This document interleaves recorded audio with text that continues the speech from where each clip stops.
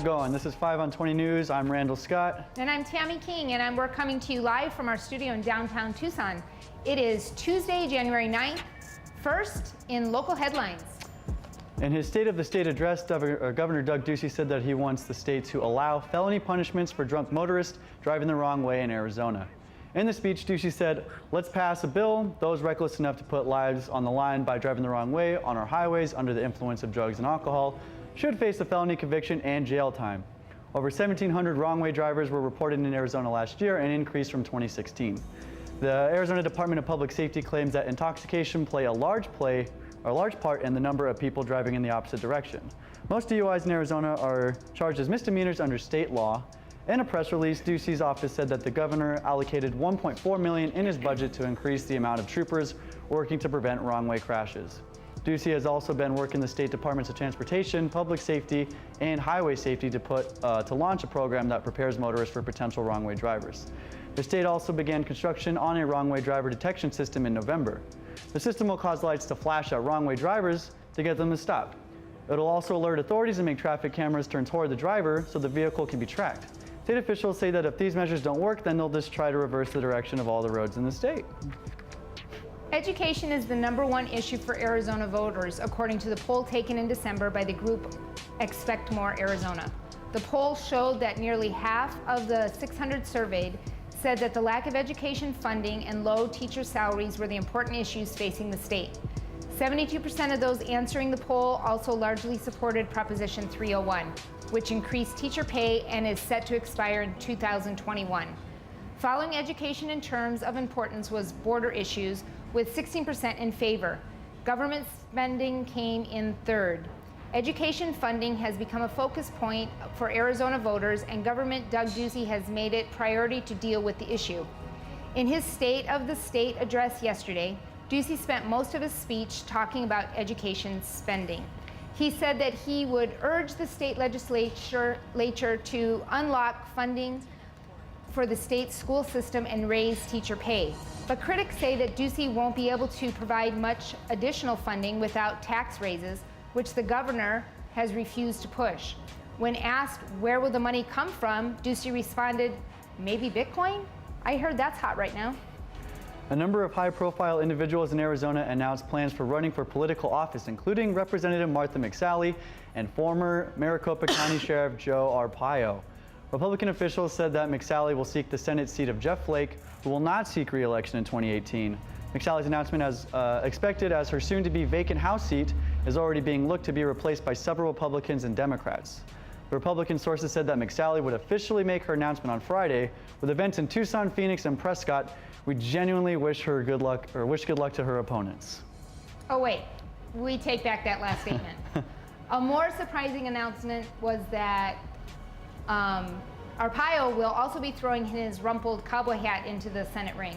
Arpaio said today that he will also seek Flake's seat, which will pit the former sheriff against not only McSally, but Trump's favorite Kelly Ward. This has potential to split votes, but as we've all learned, Arpaio doesn't seem to care about causing a stir. The sheriff was sentenced to 6 months in prison earlier this year for refusing to obey a judge's order to disband the controversial immigration posse. The posse was accused of racial profiling in the state. Before serving a day in prison, Arpaio was pardoned by Trump in August after a rally appearance in Phoenix. Arpaio became infamous for his prison tent cities in Phoenix, which housed prisoners in tents that suffered from temperatures for over 125 degrees in the summer. In his announcement, Arpaio said that he is running for one unwavering reason: to support the agenda and policies of President Donald Trump in his mission to make America great again. He said that he has a lot to offer. "I'm a big supporter of President Trump." Sounds like Senate material. As we've all learned from history class, a true measure of an effective lawmaker is their loyalty to a reality show star who's made a lifetime out of defrauding his clients. Meanwhile, Kelly Fryer, the head of the YWCA of Southern Arizona, announced that she would challenge Doug Ducey for the governor's race this year. Fryer was a pastor and political activist before heading up to the YWCA.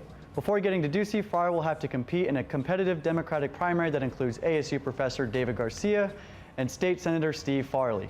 Meanwhile, Ducey is workshopping some material for a future attack. So far, he's come up with, "Let's toss Kelly in the fryer," which his staff says might be a bit too much.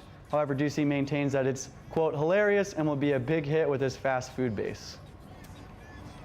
Natural disasters caused $306 billion in damage last year, according to the new report from the National Oceanic and Atmospheric Administration, or the NOAA. The U.S. experienced 16 major natural disasters last year, including 3 strong hurricanes, wildfires, flooding, tornadoes, and drought. The number tied the number of billion-dollar disasters with 2001, but blew past the previous damage record of $215 billion set in 2005. The NOAA keeps track of billion-dollar weather disasters going back to 1980, with their reports adjusting for inflation. The report also notes that last year had 3 of the 5 most expensive hurricanes in the U.S. history, with Hurricane Harvey being the second highest ever, with a cost of $125 billion. Hurricane Katrina still holds the record for the most expensive hurricane ever. Hurricane Maria, which devastated Puerto Rico, came in at 3rd place, costing $90 billion, and Hurricane Irma came in 5th at $50 billion. Wildfires that consumed California brought $18 billion worth of damage, triple the previous U.S. wildfire record, according to that report. And it wasn't just the financial cost that hit the U.S. At least 362 people died in 2017 due to the natural disasters, including 64 killed in Puerto Rico. However, this number may be higher, as the New York Times and BuzzFeed have questioned the official death toll and have estimated that Hurricane Maria may have caused the deaths of about 1,000 people. Along with that report, the NOAA claimed that 2017 was the 3rd hottest year in U.S. record for the lower 48 states, with annual temperatures of 54.6 Fahrenheit. This was 2.6 degrees warmer than the 20th century average. Only 2012 and 2016 were warmer. The 5 warmest years for the lower 48 all occurred since 2006. 5 states, including Arizona, had their warmest year ever since states started keeping records in 1895. However, Arizonans didn't notice, because really, what's the difference between 120 degrees and 122? Nothing. Now, in national and international news. Conspiracy charges were dropped against rancher Cliven Bundy and his sons, who led armed standoffs against the government in Nevada and Oregon. The events were supported by far-right militia groups who saw the Bundys as standing up to a tyrannical government bent on expanding federal land. The 71-year-old Bundy and his sons, Eamon and Ryan, were accused of assault, threats against the government, firearms offenses, and obstruction after the family refused to pay grazing fees for their cattle in Nevada. The federal government claimed that they were grazing on federal land and attempted to seize their cattle before retreating in the face of supporters who gathered at the family's ranch. After the government backed down, the Bundy sons helped lead a takeover of the Mahler National Wildlife Refuge in eastern Oregon in 2016 to protest 2 imprisoned local ranchers. The standoff ended after the police killed one of the protest leaders and arrested the Bundys and their followers. A jury found the Bundys not guilty in 2016, a surprise verdict that put pressure on prosecutors to secure a conviction in the Nevada case. However, the case unraveled after the prosecutors failed to disclose evidence related to government surveillance cameras and snipers at the ranch. In December, a judge declared a mistrial. Yesterday, the same judge ruled that prosecutors could not retry the case because the U.S. Attorney's Office purposely withheld evidence and engaged in misconduct. The Trump administration is considering Bundy as head of the Interior Department if current Director Ryan Zink decides to leave the post.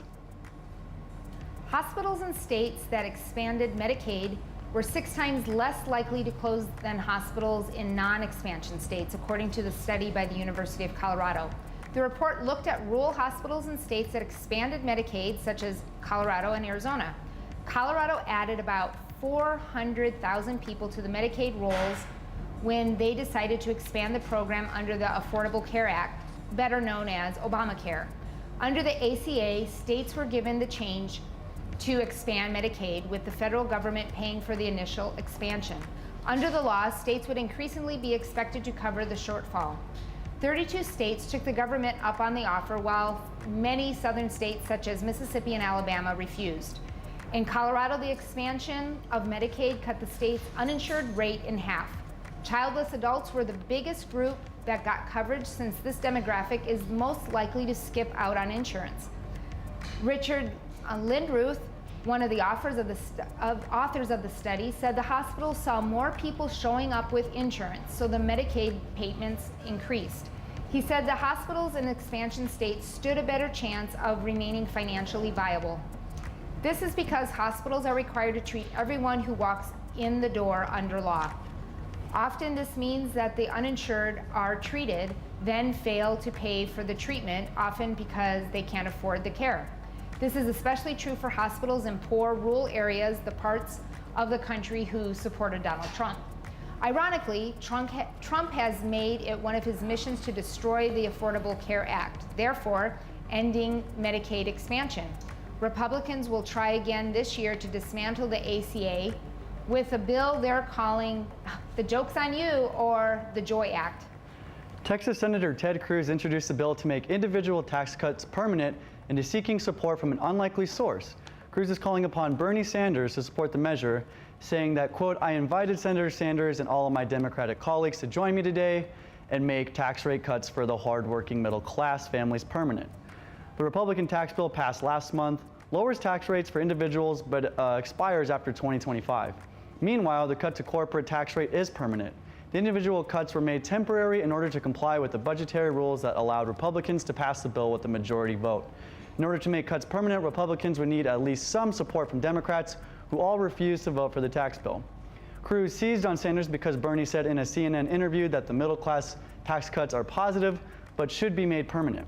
However, Bernie said that his comments were taken out of context and that the Republicans were desperate to spin their disastrous tax plan. Bernie then called the new tax law one of the worst pieces of legislation in the modern history of our country because it primarily benefits wealthy Americans. Cruz reportedly cried after hearing Bernie's comments and admitted he only asked for his support because Republicans don't like him. A Louisiana teacher was handcuffed and removed from a school board meeting last night after a confrontation over teacher pay. Deja Hargrave, an English teacher at Renee Ross Middle School, asked about teacher salaries during a public comments portion of the meeting. She questioned a $38,000 raise for the superintendent, saying she felt that the raise was a slap in the face to teachers in the state. She was told that she was out of order and that the public comments portion was not a question and answer session. Hargrave was then called on a second time and asked another question. At this point in time, she was removed from the meeting, then handcuffed outside. Here's a video clip of that interaction. The school board says that it will not. I hope somebody got this on video. I mean, really. Excuse me. Is it against policy to stand? Sir, do not. This is the most disgraceful and distasteful thing I ever seen. Another comment? A comment. But she wasn't talking to you. She was talking to It was Mr. Pio. comments for the superintendent. I don't want this audience commenting without being recognized. She wasn't. She was recognized. By you. He was speaking to me directly. That's right. Respond to her. That's exactly right. But you on every right now. Why? What are you doing? What are you doing? Don't. Can you explain? Are you kidding me? Stop resisting. I am not. You just pushed me to the floor. Sir, hold on. I am way smaller than you.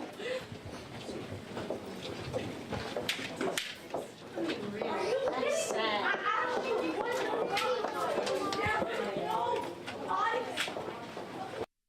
Says that it will not press charges against Hargrave. They also said that they will limit public comments for 5 minutes per meeting and require that the comments not involve pay, money, principals, students, or school. This was 5 on 20 News with Randall Scott. And Tammy King. If you are by a computer, go ahead and like, share, and subscribe to our YouTube account and follow us on Facebook, Instagram, and Twitter for all the latest Creative Tucson news and content. You can also feel free to get in touch with us at info@creativetucson.org. Thanks for watching. Stay Creative Tucson. We're done.